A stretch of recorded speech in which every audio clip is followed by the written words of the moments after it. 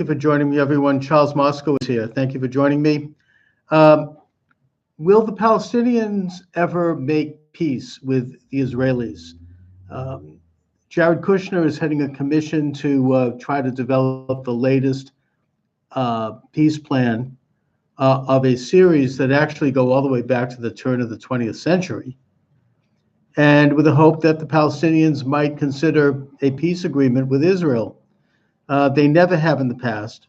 They have refused even to, at this point, they deign actually speak to the Israelis after probably the better part of a century of fighting. And I actually don't think that they'll ever make peace with Israel, and here's why I think so. I think it goes, I've been studying sociology. I'm now going to be getting a degree in sociology. So I am taking a look, the study of sociology is a look at the overall culture and society of a given people, what ideas they've embraced, what beliefs they embrace, etc. And the Palestinian Arabs are animated by a general Islamic view. And again, I'm talking here not as of individuals, and there obviously are exceptions, and I praise that. But I'm talking here sociologically as a look at Islamic society. And that is that the Muslim views himself and the society views itself as a victim, that somehow they've been done bad. They've been put upon. I mean, this goes back to Muhammad. You could look at quotes in the Quran and the Hadith where he viewed them as being oppressed as long as there was a non-Muslim entity in existence, that it essentially was a great burden for Muslims, and that he justified horrendous atrocities, including the beheading of 800 Jews in the Banu tribe, by saying, well, they oppressed me, they hurt me because they refused to accept my religion. Therefore, he justified these crimes. And I think that you have that attitude amongst Palestinian Arabs, whether they're religious or not, in that they view themselves as victims. There's been a civil war there between the Jews and the Arabs going all the way back to really the latter part of the 19th century, when you had larger numbers of Jews emigrating to Palestine, or what was then called South Syria. And the very existence of these Jews was an affront to them. It was an oppression, that this was a burden somehow, that by just existing there, they were put upon, and they blamed them for all of their problems, including personal problems. If they had a problem in their marriage, or they had a problem with their children, or their in-laws, they would blame these Jews. And as such, they felt justified, because once you accept this victimization mentality, morality goes out the window, and you can justify just about anything, including horrendous atrocities against the Jews and use of war against the Jews. Now, the Jews, on the other hand, and I would point this out, and I think maybe this is a sidebar, but Judaism and the Jewish people do not accept victimology. That doesn't mean we weren't victims. We have been. We certainly were victims of Nazi socialism, a systematic Holocaust against the entire Jewish people of Europe. That's being victims. But those people were victims. That doesn't mean that Jews today are victims, nor does Judaism view itself as victimized. We, if anything, have a very positive view. I mean, we moved forward. We didn't forget that, and we learned lessons from it. But we moved forward, and we created this vibrant, dynamic, democratic, prosperous society known as Israel, that is forward-thinking, and that does not view itself at all as a victim of anybody, but views itself for what it is, a sovereign state that has a right to exist and has a right to defend the lives and the property of its people, which is a basic function of any sovereign state. And so, Jews generally don't think of themselves as victims. They have a much more positive view of trying to lift yourself up by the bootstraps and create your own life. we're wary of people who might oppose us for sure. But we don't get victimized by them except in specific situations where you actually do become a victim, in truth. But with Islam generally, the attitude is actually quite the opposite. They're constantly feeling like they're victims, putting aside the fact that they control about a quarter of the surface of the planet, that they have nation states that have vast resources in oil and minerals and land and very intelligent and creative people, that they have sovereignty in, I think it's 20 odd states around the world, all the way from the Atlantic to the South Pacific, all the way from reaching north to the Arctic down to the South Pole.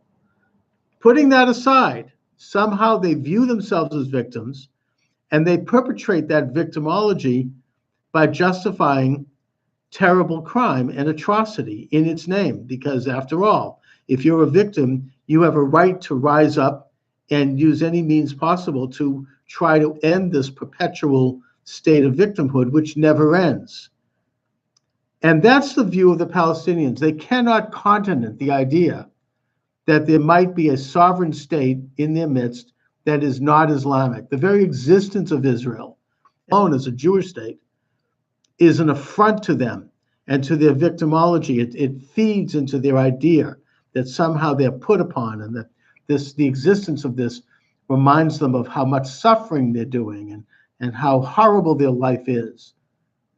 And this, of course, is aided and abetted by the left internationally, because the left also is into victimology.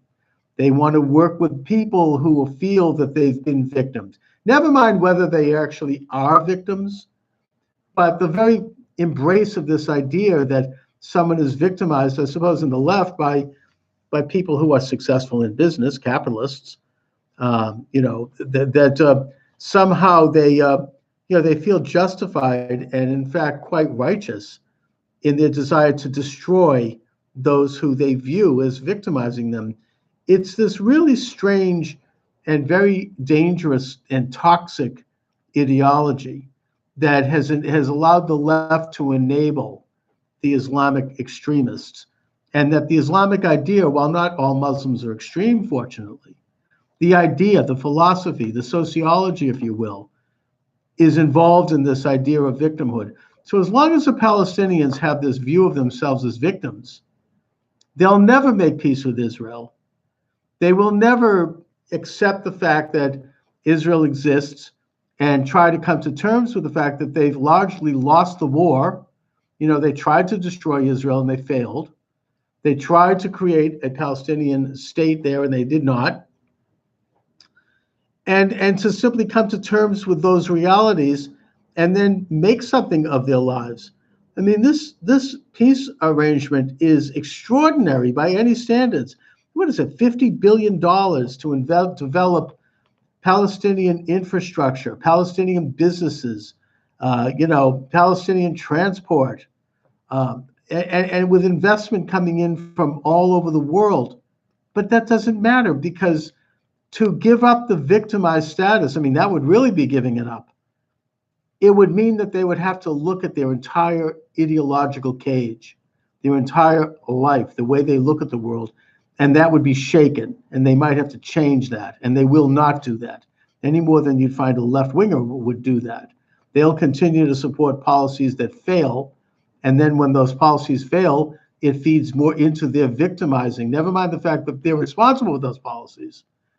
It's more ideological. So you can have a situation, and I'll give you a concrete example, of where the Palestinians were given the Gaza Strip, a completely sovereign, completely removed. I mean, the Israelis actually stripped away Jews who had lived there. 5,000 Jews were evacuated. You want to talk about victims.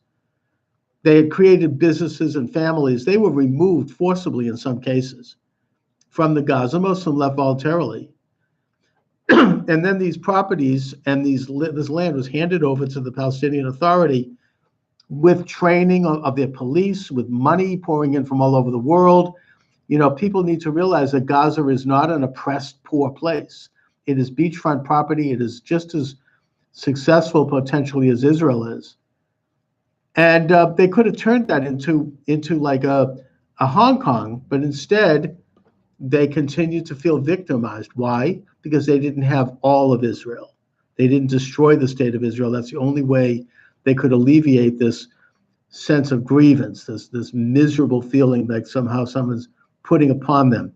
So instead, they turned the Gaza into a launching pad to fire 6,000 missiles into Israel, to build terror tunnels to go into Israel to kill as many Jews as possible, and to float gas balloons over there so they could destroy the Israeli forests and burn Israeli houses.